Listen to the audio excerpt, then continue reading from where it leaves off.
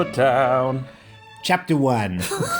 All right. We're into the double digits of you doing that, so that's enough. He adored New York. No! He idolized it all out of proportion. You're listening to a very special episode of the Important Cinema Club, where we're live from New York City. Starring Justin DeClue. Wait, what is that a reference to? That's Don Pardo, the announcer of Saturday Night Live. Oh, I've never watched that show. I'm just kidding. All these bits you're listening, like Saturday Night Live, have been tested in front of a live studio audience. Yeah, that's why they're so good. So if you're listening to this podcast for the first time ever, don't listen to this episode. Go to a different episode. This is a special report. This is the Important Cinema Club does Manhattan. And we are literally in Manhattan right now, live from the hotel room where me and Will have had all our adventures. Man, I went down a sentence I could not get out of. It's the Royalton Park Avenue. Come to room 805 if you want to experience, re-experience, follow in our footsteps. Yeah, it's like going to the hotel room where some famous person was when they died or something like that. Yeah, like where Sid shot Nancy, that sort of thing, which, the day is young. It could still happen. And if you're wondering, wait, why are they in New York City? First of all, we are cultured men who come down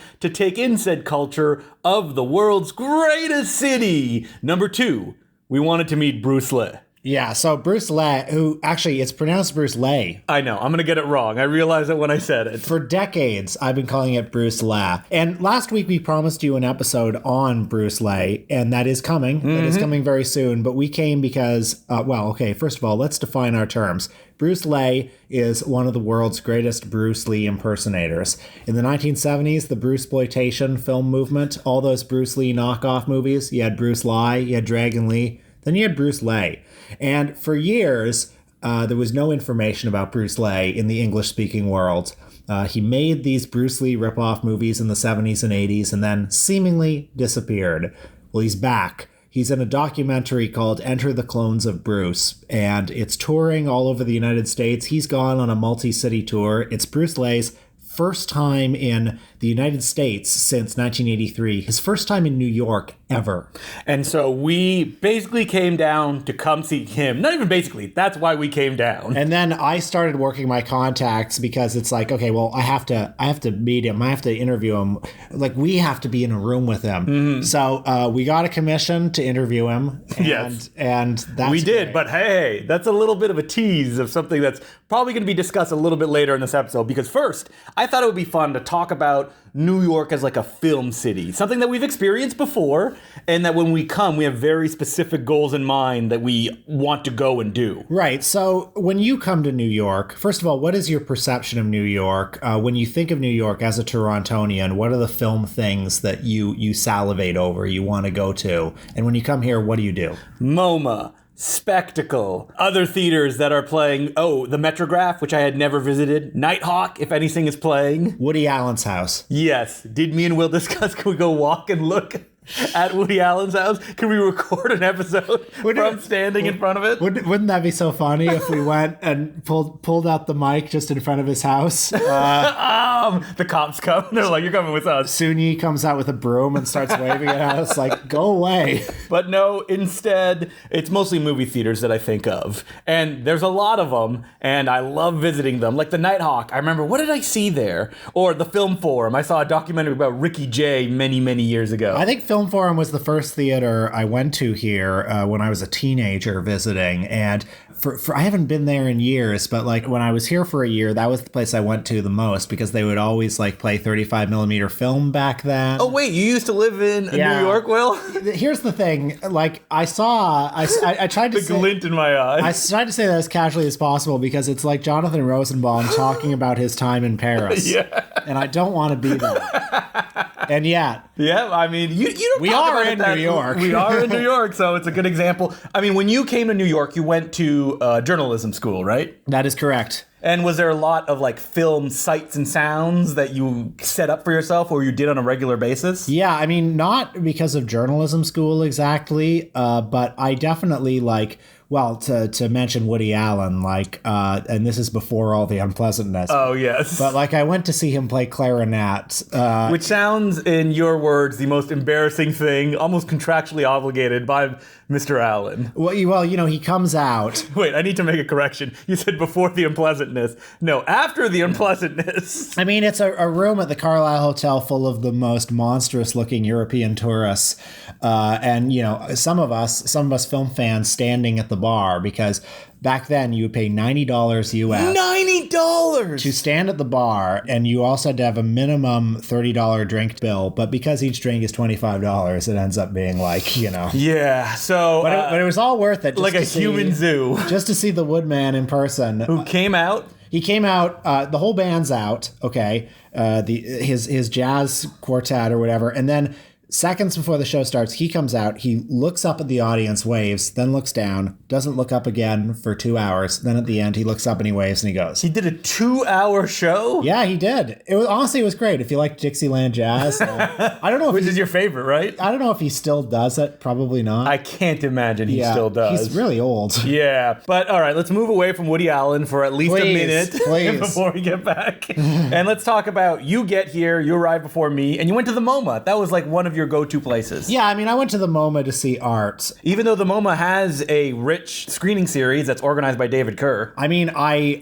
fantasize about the MoMAs and Dave Kerr's programming because it really feels like the theater that is, and I say this affectionately, for the olds. That's where they play the Hollywood studio stuff. Pass away, probably. Yeah, the stuff that Dave Kerr likes. And, you've seen the documentary Cinemania, which, if you haven't seen it, everyone should. It's a documentary about the film freaks, the ones who spend all their waking lives in New York going to see movies.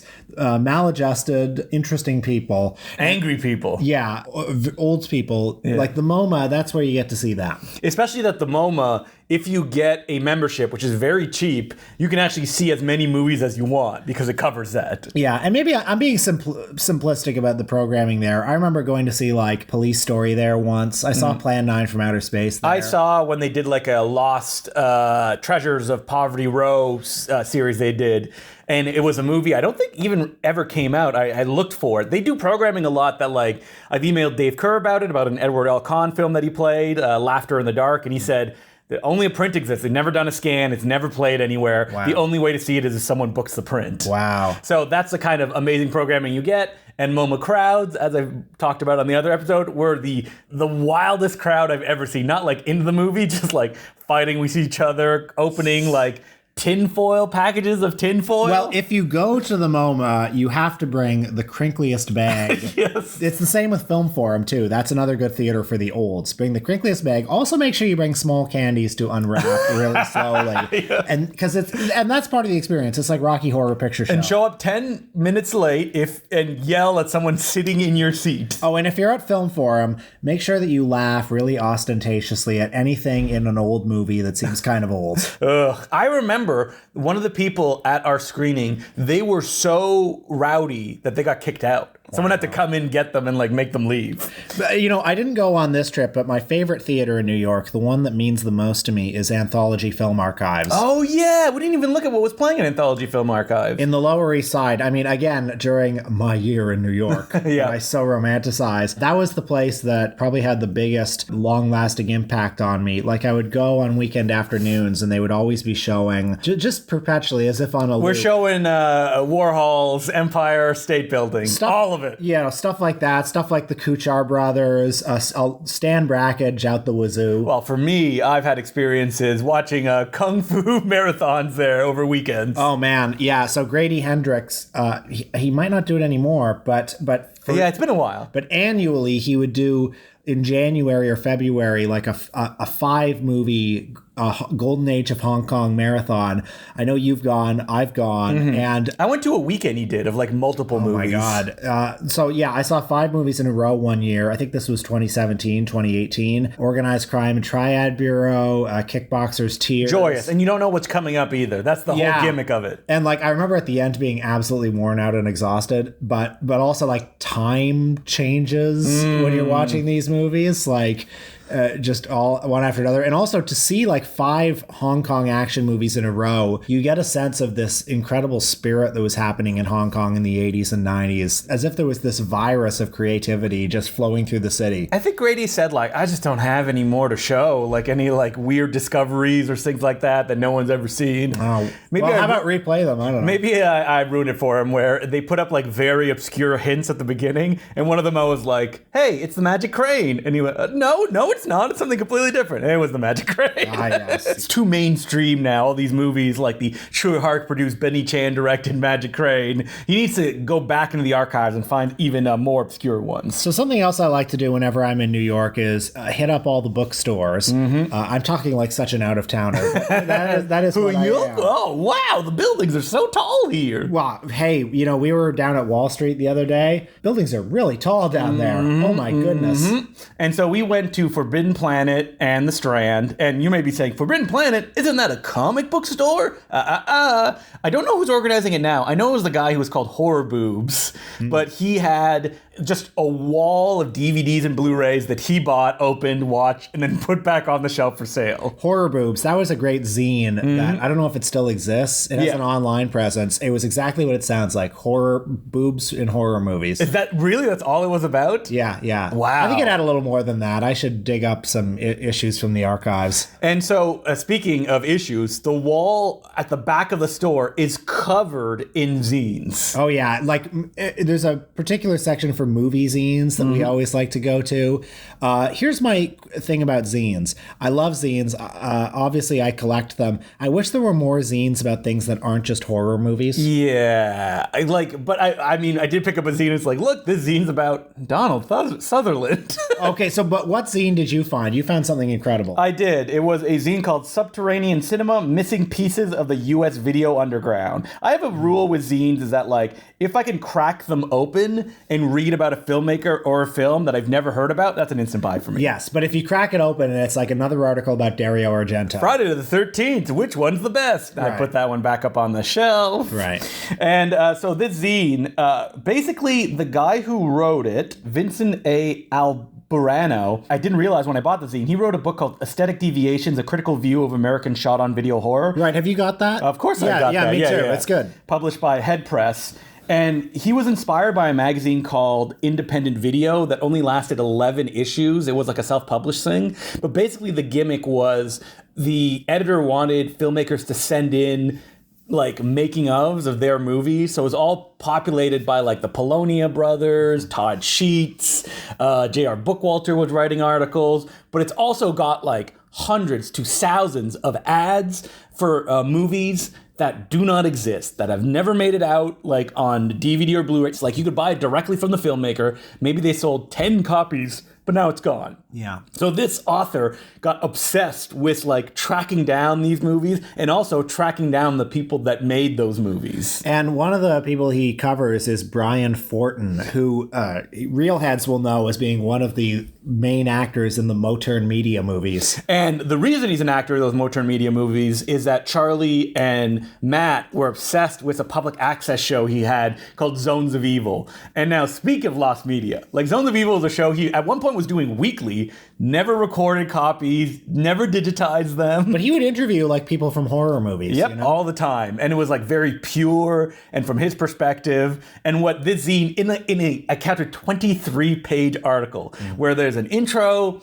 He goes through all of the basically fan films that Brian Fortin directed, which are all Halloween related, like Michael Myers. And what's fascinating is that the author says that like they create a giant continuity throughout all the films where Brian Fortin plays the same character and his friends and loved ones are killed, and that has repercussions in the next movie. And all these movies, you won't find them online anywhere. You'd have to get them directly from Brian. Well, I met Brian Fortin very briefly at the Moturn Extravaganza. Oh, he rules, yeah. And I bought all of his zines, which smelled like cigarette smoke. That means they're authentic. I've never smelled something that smelled like cigarette smoke more than his zines. When I go through my library and I hit his magazines, like, if you were smoking in the room right now, it would smell less like cigarette smoke. I got lung cancer just holding them.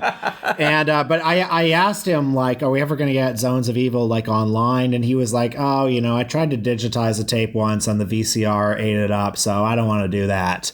It's like, can somebody, like Martin Scorsese, if you're listening, can the Film Foundation get on this? And Brian, he goes to conventions, he sells stuff. He's a local celebrity, basically, in the area where the show would play. And it's fascinating to know, like, a deep dive into his stuff. I interviewed him on one of the Moturn discs, and he was so nice, and we've chit-chatted. He sent me, like, an episode of Zones of Evil on a scratch DVD-R that, like, I could play maybe 10 minutes of it, which the author of the zine also discusses. And there's tons of books, too, at Forbidden Planet. I picked one up and I was like, oh, what's this? Interviews that I did as a teenager at my zine. And I looked at the name. I was like, Sam Irving? Where do I know that? Oh my gosh, that's a guy that I interviewed who directed Christmas movies. I was like, gotta buy this book. Yeah, a Hallmark, well, not Hallmark, but a Hallmark adjacent Christmas movie director. Yeah, if you haven't listened to that interview, we did it a couple of years ago. It's a great interview. He's a really funny and fascinating guy. And I had no idea he published his book. Like, I feel like me and you, we're pretty tapped into this kind of stuff. And there's still some that are just falling through the cracks that we've never heard of. So let's talk about The Strand, which is the most famous bookstore in New York. 16 miles of books, I think that's what they say. Can I just say, let's get us in there to like chop down. Yeah. Like let's chop this shit down. There are too many books. Yeah. You don't need like 25 copies of Lena Dunham's autobiography, okay? 16 miles of books, we can cut that down to 1 mile easily. Of just the good stuff. Nicely curated. I gotta say, walking through that whole bookstore, looking at all the points of interest for me and you, the BMVs in Toronto are better. Yeah, and we went to the Metrograph, and their little bookstore there, which is just a corner of the building. Oh, well, that one rules. That's curated by someone we know. Yeah, Nick Pinkerton curates it, and it's beautifully curated. Every book is good there, and I bought about 20 copies of Sight and Sound. Yeah, just old Sight and Sounds that were sitting there. Will's like, all right, I'm gonna get all of these. Yeah, I got a book about a Hungarian film critic who was the first to write about film semiotics. But it's not a book of his writing. It's a biography about him that's super long and in English. I was like, yep, I have to pick up this. But Strand, so what are we looking? Like, what are we looking for when we go to this? You go to the Strand, and what you're looking for are books that are old and out of print, preferably by somebody who was like working on Poverty Row or in the silent film industry. Like if you can find like a child star who worked in Westerns, or if you could find a leading lady from silent movies who has never been heard of. Look for anything by Scarecrow Press. They were a press in, I think, the 80s and 90s, who basically, like, if there was a blacklisted screenwriter, they'd be like, can we get a diary of your time in Mexico, of just making movies there, and then boom, that's a book. Man, I had a great score when I went to Spoonbeam and Sugartown in Williamsburg the other day. I got Eddie Cantor's autobiography. Wait, who's Eddie Cantor, for people who don't know? Eddie Cantor was a vaudevillian. He was also a movie star, and I mean, I couldn't tell you any more than that. But you're excited to read the book, right, Will? Not just put it on your shelf and... No, the thing is, it's pretty thin. Oh, and nice. It looks like mostly anecdotes. Like I opened it to a random page, just like there's a chapter on my memories of Al Jolson. And it's like, hey, maybe there are some good memories here. Now, another trick that you have is you'll get a book, like I pull it excitedly off the shelf. Whoa, a book about Carl Strauss. Carl Strauss shot Sunshine. Anyway, I cracked the book open and I was like, no, this is mostly pictures. No.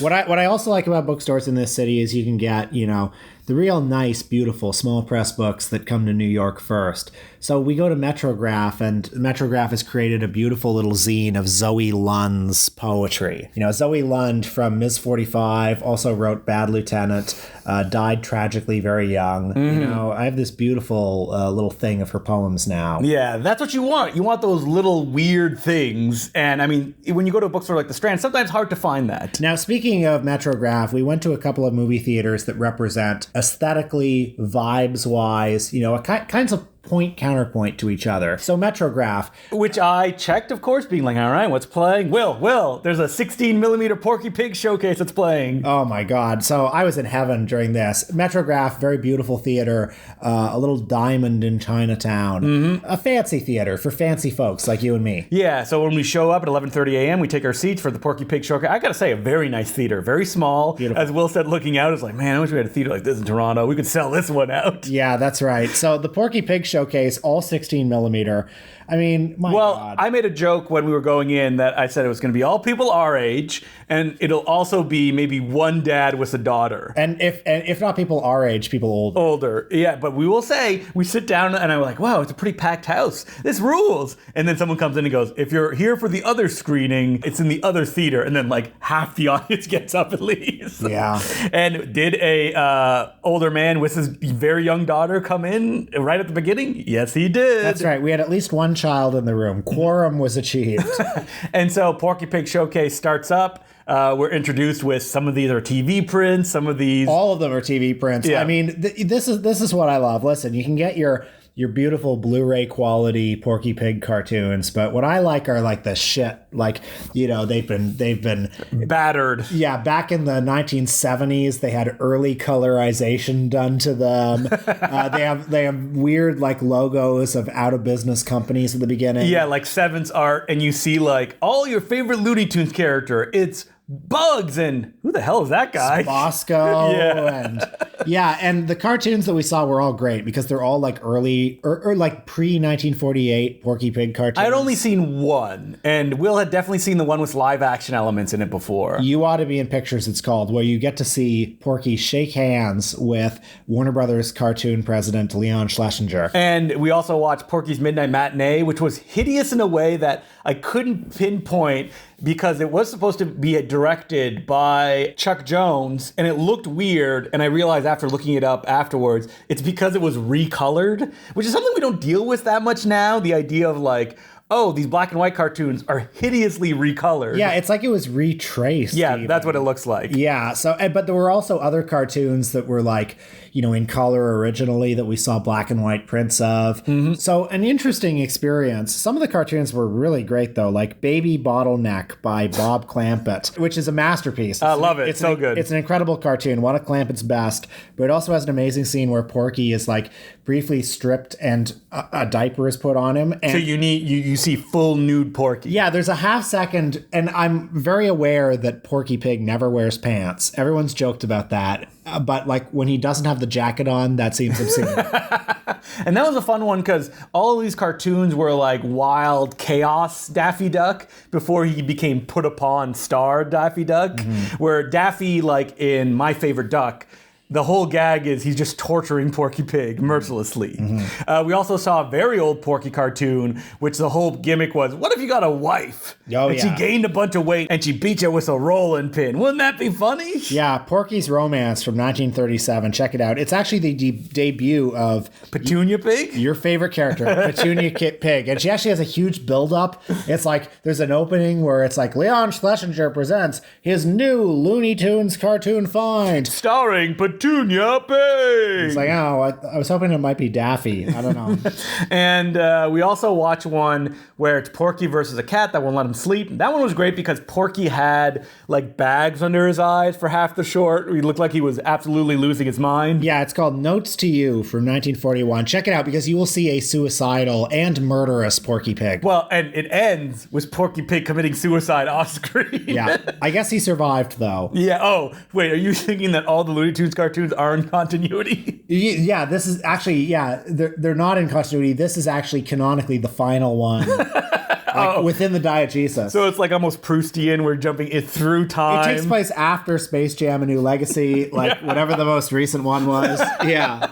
All right. So after that, Will had an outing for us on the next day. Oh, man. So we went with our good friend Violet Luca out to Flushing. And you might say, why go to Flushing? Well, what if I told you that Angela Mao, the great martial arts actress from the 1970s, star of Hapkido, star of Lady Whirlwind, co-star of Enter the Dragon, for Christ's sake. Okay. Co-star is a strong word, considering she's in one scene. She has a very memorable scene, and a star-making scene. Well, it famously came out, in our circles, of course, like 2016, that she runs a restaurant, or multiple restaurants. Because Angela Mao was the biggest female martial arts star, disappeared. Yeah. Just no one knows where she went. No one knew what happened to her. And then it found out she ran a dim sum place in Flushing, and I think now she runs 3. So Oh, I had to warn Will. I'm like, Will, if we're going to the restaurant, she may not be there. Yeah, and I was comfortable with that. Yeah. It's like, it's fine. It's just about soaking in the vibes. And We walk in through the door, and she's right there. she's right there. Yeah. She's right there, like just running the restaurant. Yeah, she's like, oh, I can show you to your table. Let's go. And I'm like, this is fucked up. Like, and then it's also like there's a feeling of like, okay, 3 white people show up. She knows what's going on. She knows who we are. Yeah. She doesn't know who we are, but she knows what we represent. Yeah. So we go in, we order food, we look over at the table, we see 3 other white guys. Yeah, 3 other white guys. Otherwise, the restaurant is, completely Local like people. Asian diaspora. Yeah. And so, we have a lovely lunch, and the whole time I'm just like, looking over at Angela Mao, being like, oh. Just sitting there, leaning back, talking to someone. And I'm thinking like, well, what would I say to Angela Mao? Yeah. Nothing. But then I also think, wouldn't it be weirder if like I didn't? I think she'd be fine with it. Like if you paid for your food and then just went. So I did. But we saw though the white guys did take photos with her. And that gave a certain permission. So on the way out, I simply shook her hand and said, "Big fan, thank you." She went, ah. Yeah. And she went, thank you. Yeah, very, very polite. I was just happy to be in her presence, to be like, we went to a restaurant and Angela Mao was just running it. Literally like the most famous woman martial artist. It's amazing. Like just, yeah. So I had a great time. Saturday, I think that's the best time to go, like around noon 1, because she works. So everybody's all hands on deck around that time. And please, don't be a freak. Be polite, yeah. Don't be a freak, okay? No. If you go on our recommendation, just be normal. Yes. I mean, you could politely maybe ask for a photo at the end. Like, that's fine. But don't be like, ugh. Yeah. I mean, she's used to it. Don't ask a bunch of questions. No. Don't ask. Bruce Lee. Don't mention Bruce Lee. Yeah. I mean, maybe she'd be fine with it, but just for yourself, don't be a freak. Yeah, don't be a freak. So I said that we went to 2 theaters that are sort of aesthetically a point counterpoint. There's the Metrograph, and then we looked at 2 different Alamo Drafthouse locations. Y'all know Drafthouse. You get to order, the food in your seat, and they deliver it to you. Which they don't have projectionists anymore, I think. Yeah. A little weird, but that's where we saw, Bruce Lee, sorry, that's how it's pronounced, did appearances at both the Lower Manhattan and the Staten Island ones, and we followed him around like fish. So at the first place, which was Lower Manhattan, I gotta say, as I was walking in, I went, wait, isn't there like a Alamo where they installed the Kim's Video stock, the famous video store that shut down many years ago? And I looked on my phone as we were going down an escalator, and I went, oh, it's this one. Yeah, and so Kim's Video, I guess, was sort of like the Cahiers de Cinema of New York filmmakers of the 2000s. Sean Price Williams. Alex Ross Perry. The Safdies, maybe. A lot of people like that worked or orbited there. And the collection, when it closed down, as all video stores do, the collection, for some reason, was sold to a small village in Italy.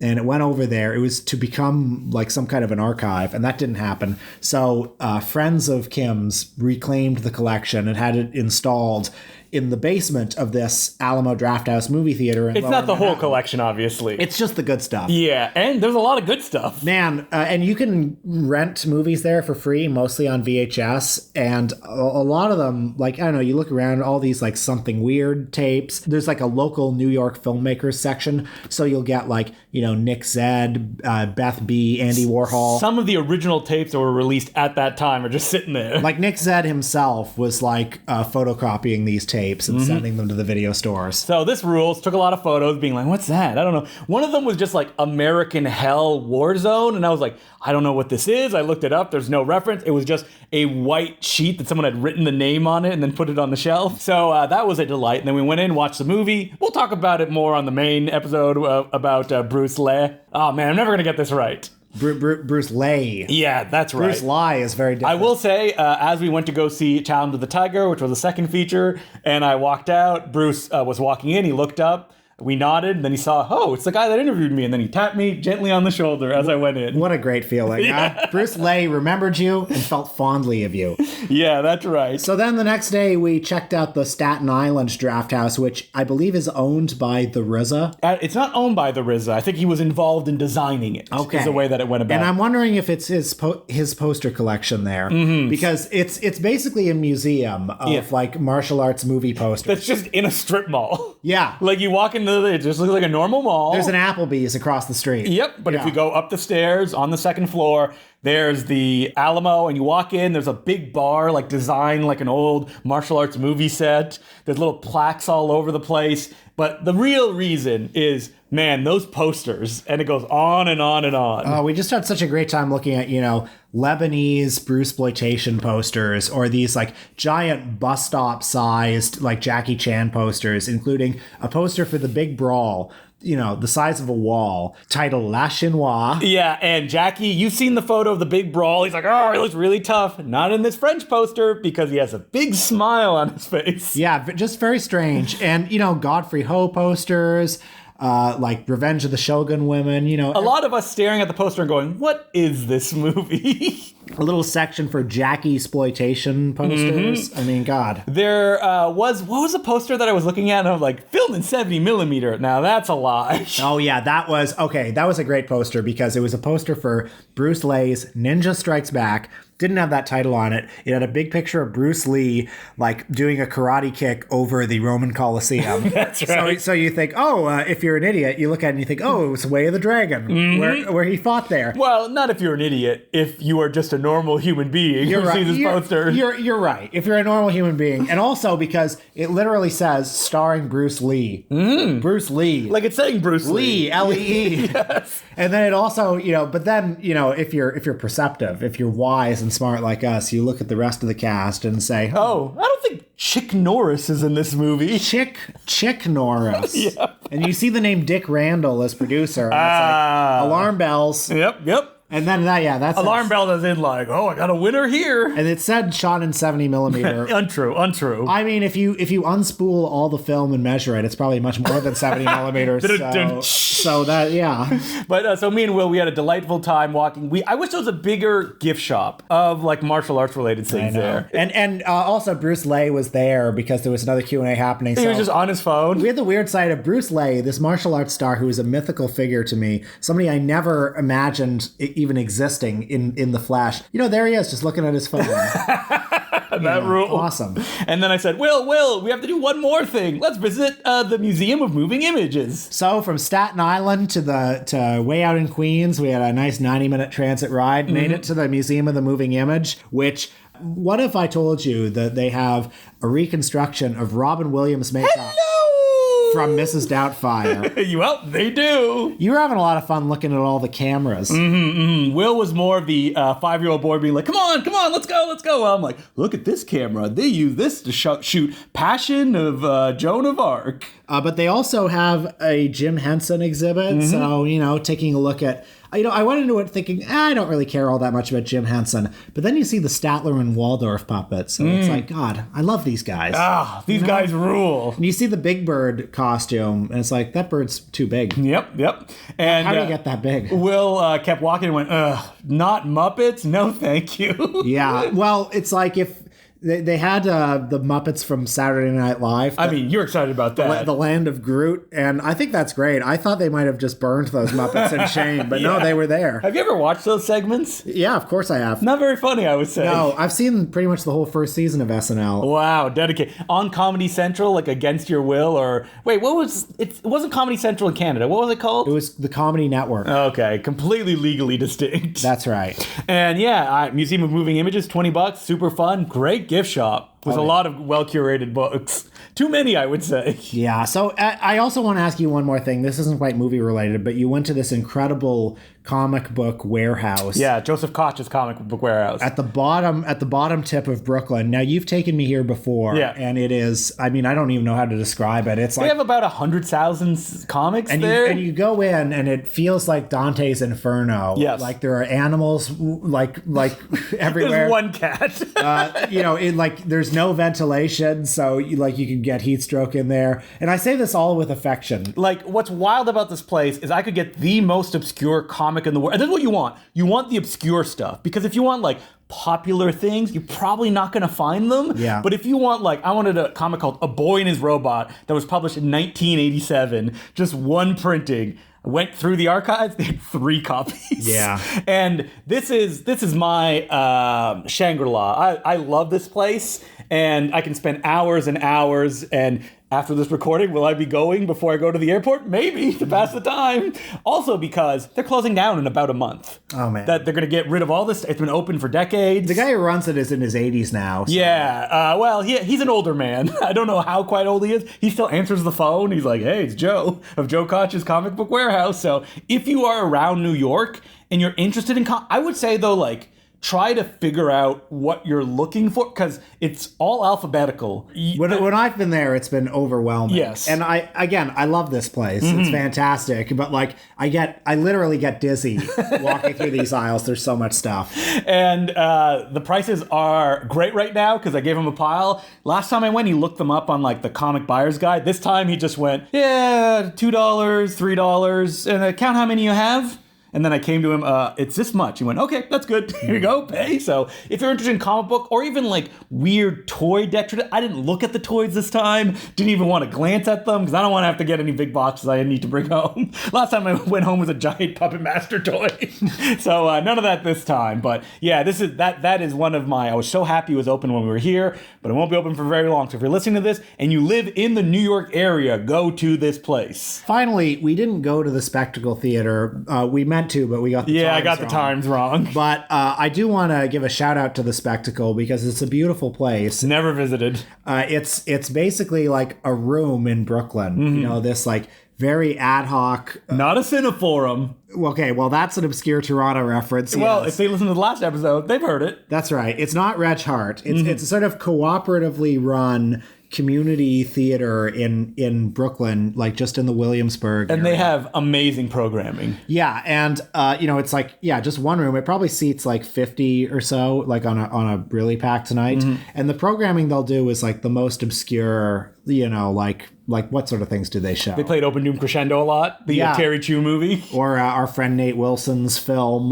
the All Golden. But they also do like a very obscure Japanese film that's not accessible in any way that came out in 2017. And also Print a Zine with an interview with the director. Some years ago, I saw The Real Cancun there. Oh, man. Which was a great experience. Oh, that rules. Have you seen The Real Cancun? I feel like we watched it for an episode, or maybe we just talked about it. I don't know. Maybe we just talked about it. You should check it out. It's pretty nuts. So the Spectacle Theater, another place to check out. Come down to New York City. Yeah, have you heard of it, guys? So we're not going to do our usual patter because we've been running long, and we'll have an episode about Mr. Bruce, of course, your favorite Bruce, next week. So until then, my name's Justin the Clue. I'm Will Sloan. Thanks for listening.